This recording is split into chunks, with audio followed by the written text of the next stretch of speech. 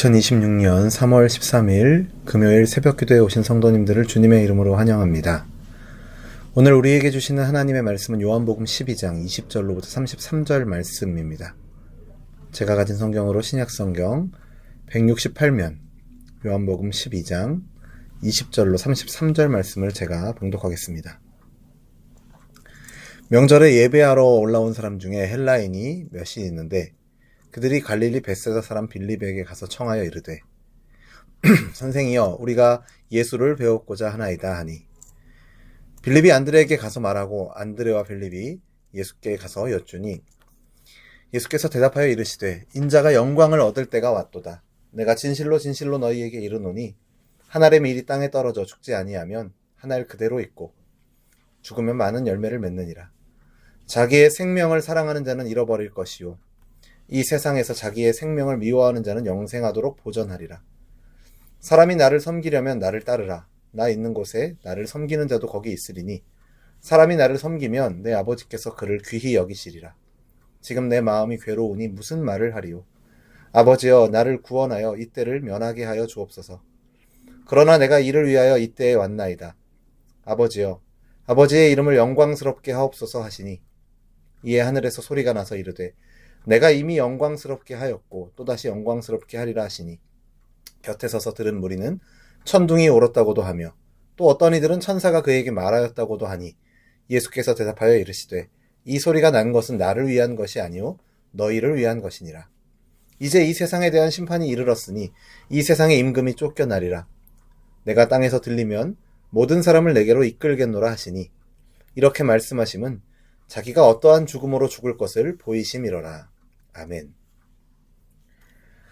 오늘 본문은 예수님의 공생의 마지막 국면으로 접어드는 장면입니다.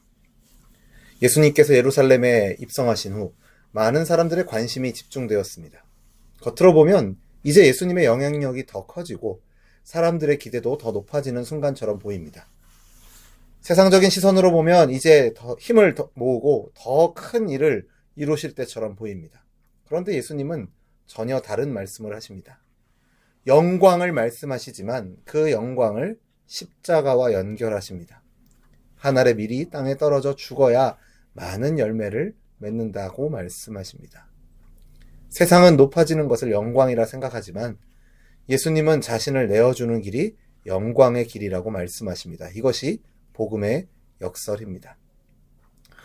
오늘 본문 20절 이하의 말씀을 보면 명절에 예배하러 올라온 헬라인 몇 사람이 예수님을 뵙고 싶다고 요청합니다. 이것은 단순한 호기심이나 구경하겠다라는 의도가 아닙니다. 요한복음의 흐름에서 보면 아주 중요한 장면입니다. 예수님을 향한 관심이 이제 유대인의 경계를 넘어 이방인에게까지 확장되고 있다는 뜻이기 때문입니다. 바로 그때 예수님은 말씀하십니다. 23절입니다. 인자가 영광을 얻을 때가 왔도다. 이 말씀은 참 뜻밖의 말씀이죠. 사람들은 더 많은 이들이 예수님을 찾으면 그것을 성공의 신호로 생각했을 것입니다. 그러나 예수님은 헬라인들의 요청을 보시고 세력을 확장할 때가 왔다라고 하지 않으시고 십자가의 때가 왔다라고 선언하십니다. 왜 그렇습니까? 이제 유대인만이 아니라 온 세상, 곧 헬라인까지도 구원의 은혜 안으로 들어와야 하기 때문입니다. 흩어진 하나님의 자녀들을 한 목자 아래 모으는 일이 완성되어야 하기 때문입니다. 그래서 예수님은 사람들의 환호를 기회로 해석하지 않으시고 자신을 내어주어야 할 때로 해석하십니다. 그래서 예수님 24절에서 이렇게 말씀하시죠. 한 알의 밀이 땅에 떨어져 죽지 아니하면 한 알 그대로 있고 죽으면 많은 열매를 맺느니라. 한 알의 밀은 그 자체로 생명을 품고 있습니다. 그러나 그 한 알이 자기 모습을 보존하는 데 머물면 열매는 없습니다. 땅에 떨어져 썩는 것처럼 보일 때 비로소 많은 열매가 맺힙니다. 예수님께서 바로 그러하십니다.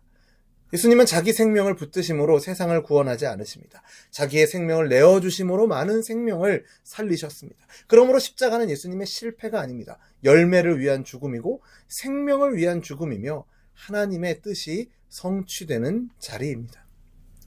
우리도 하나님의 때를 자주 오해하진 않습니까? 일이 커지고 사람들이 막 박수를 치고 내 길이 넓어질 때만 하나님의 때라고 생각하기 쉽습니다.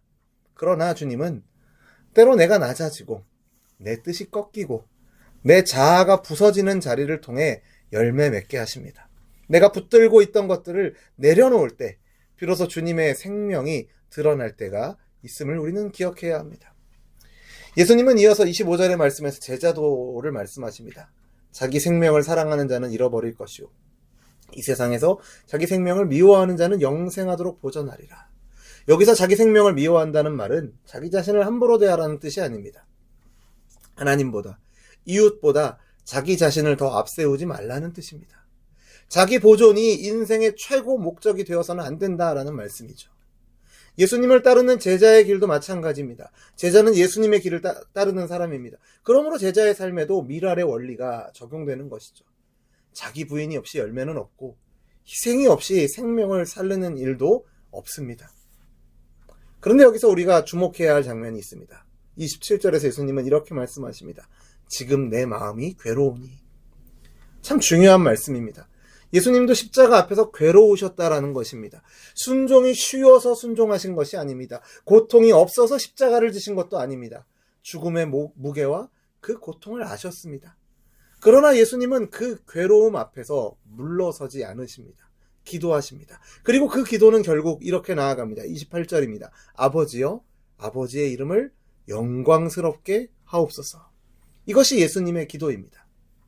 이 길을 없애주세요 에서 머무르지 않으시고 이 길 가운데에서도 아버지의 이름이 높임을 받게 하옵소서라고 기도하십니다.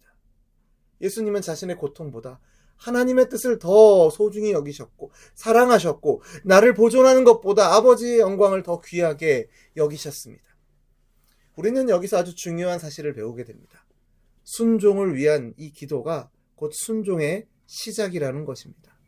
순종은 어느 날 갑자기 생기지 않습니다. 기도 가운데 내 뜻이 꺾이고 하나님의 뜻 앞에 나를 내어놓을 때 시작됩니다. 그래서 어떤 의미에서 기도는 내가 죽는 시간입니다. 내 고집이 죽고 내 자존심이 죽고 내 계산이 죽는 시간입니다. 그 자리에서 하나님의 뜻이 내 안에 살아납니다. 우리의 삶에서도 십자가를 진다는 것은 꼭 거창한 일이 아닐 수 있습니다. 내 주장 하나를 내려놓는 것일 수 있습니다. 용서하기 싫지만 용서하는 것일 수 있습니다. 인정받고 싶은 마음보다 순종을 택하는 것일 수 있습니다. 손해보는 것 같아도 진실을 붙드는 것일 수 있습니다. 그런데 그런 순종이 저절로 되지 않습니다. 기도해야 합니다. 주님, 제 마음은 괴롭습니다. 그러나 제 뜻보다 주님의 뜻이 이루어지게 하여 주옵소서. 이 기도가 바로 십자가를 지는 사람의 기도인 줄로 믿습니다. 이제 예수님은 십자가의 의미를 더 분명하게 말씀하십니다. 31절입니다. 이제 이 세상에 대한 심판이 이르렀으니 이 세상의 임금이 쫓겨나리라. 세상은 십자가를 패배로 봅니다. 예수님이 붙잡히시고 조롱받으시고 들려 올려지는 모습을 보면서 이제 다 끝났다라고 생각합니다. 그러나 예수님은 십자가를 전혀 다르게 해석하십니다. 십자가는 세상이 예수님을 심판하는 사건이 아니라 예수님께서 세상의 임금을 심판하시는 사건입니다. 사탄은 예수님을 무너뜨렸다고 생각했겠지만 실상은 자기 권세가 무너진 것입니다. 죄와 사망이 이긴 것처럼 보였지만 실상은 그리스도께서 그 권세를 깨뜨리신 것입니다. 그리고 주님은 말씀하십니다. 32절입니다. 내가 땅에서 들리면 모든 사람을 내게로 이끌겠노라. 예수님의 들리심은 겉으로는 수치의 자리 같지만 실제로는 구원의 자리입니다. 그 십자가 아래로 유대인도 나아오고 헬라인도 나아옵니다. 강한 자도 오고 마음이 상한 자도 옵니다. 주님은 자기의 백성을 차별 없이 십자가 아래로 불러 모으십니다. 그러므로 십자가는 패배의 상징이 아닙니다. 심판과 구원이 동시에 일어나는 자리임을 우리는 보게 됩니다. 사탄의 권세는 꺾이고 죄인들은 주님께로 이끌림을 받습니다. 우리는 여전히 죄와 유혹과 죽음의 세력이 강해 보이는 세상을 살아갑니다. 그래서 때로는 세상 임금이 여전히 힘을 주고 있는 것처럼 느껴집니다. 그러나 본문은 분명히 말합니다. 십자가에서 이미 심판이 시작되었다고 말이죠. 사탄은 여전히 소리치지만 결정적인 권세는 잃었습니다. 이미 예수님께서 승리하셨기 때문입니다. 그러므로 성도는 패배의식으로 살아가는 사람이 아닙니다. 십자가의 승리를 믿고 사는 사람이 바로 성도입니다. 세상의 방식이 아니라 주님의 방식이 결국 참된 승리임을 믿고 사는 사람이 바로 성도된 저와 여러분이기를 주님의 이름으로 축원합니다. 오늘 본문은 우리에게 분명하게 가르칩니다. 죽어야 산다는 것을요. 이것이 예수님께서 우리를 살리신 길입니다. 희생 없는 사랑은 없고 자기 부인 없는 제자도는 없습니다. 기도 없는 순종도 없습니다. 그러나 바로 그 길이 생명의 길이고 승리의 길이고 영광의 길입니다. 세상은 자신을 지키라고 말하지만 주님은 자신을 주는 자가 열매를 맺는다고 말씀하십니다. 세상은 십자가를 패배라고 말하지만 주님은 그것이 영광이라고 말씀하십니다. 그러므로 오늘 우리에게 필요한 것은 대단한 능력을 구하는 기도 이전에 주님, 제 뜻보다 주님의 뜻이 이루어지게 하옵소서라는 자기 부인의 기도입니다. 이 기도를 드리는 사람은 비록 땅에 떨어진 한 알의 밀알처럼 보일지라도 결코 헛되이 사라지지 않습니다. 주님 안에서 주님께서 반드시 열매 맺게 하실 줄로 믿습니다. 사랑하는 성도 여러분, 오늘 하루도 주님의 십자가가 우리를 살리신 것처럼 주님을 따르는 우리의 순종도 그 순종을 통하여서 하나님의 손에 붙들린 그 순종을 통하여서 누군가를 살리는 통로로 사용되시는 쓰임받는 저와 여러분 되기를 주님의 이름으로 축원합니다. 기도하겠습니다. 하나님 아버지, 오늘 이 말씀을 통해 한 알의 밀이 땅에 떨어져 죽을 때 많은 열매를 맺는다라는 이 주님의 말씀을 다시금 바라보게 하시니 감사드립니다. 십자가의 길이 세상의 눈에는 낮아짐과 손해처럼 보여도 주님 안에서는 생명의 길이며 영광의 길임을 믿게 하여 주옵소서.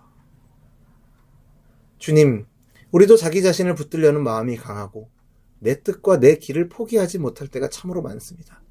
그러나 예수님께서 괴로움 가운데서도 아버지의 뜻에 순종하셨던 것처럼 우리도 기도 가운데 자신을 주님께 맡기게 하시고 내 뜻보다는 하나님의 뜻을 더 사랑하는 믿음을 허락하여 주옵소서. 십자가로 세상의 임금을 심판하시고 우리를 죄와 사망의 권세에서 건져주신 주님, 오늘도 우리를 주님께로 더욱 가까이 이끌어 주옵소서. 우리의 삶도 주님의 손에 심겨진 밀알처럼 가정과 교회와 삶의 자리에서 생명의 열매를 맺게 하여 주옵소서. 그렇게 인도하실 것을 믿고 감사드리며 예수님의 이름으로 기도드립니다. 아멘. 우리 주 예수 그리스도의 은혜와 하나님 아버지의 크신 사랑하심과 성령 하나님의 교통하심이 오늘 말씀을 듣고 주님의 뜻을 따라 생명의 열매 맺기를 소망하는 우리 열린비전교회 모든 성도들과 우리의 삶의 걸음 가운데 이제로부터 영원토록 항상 함께 있을지어다. 아멘.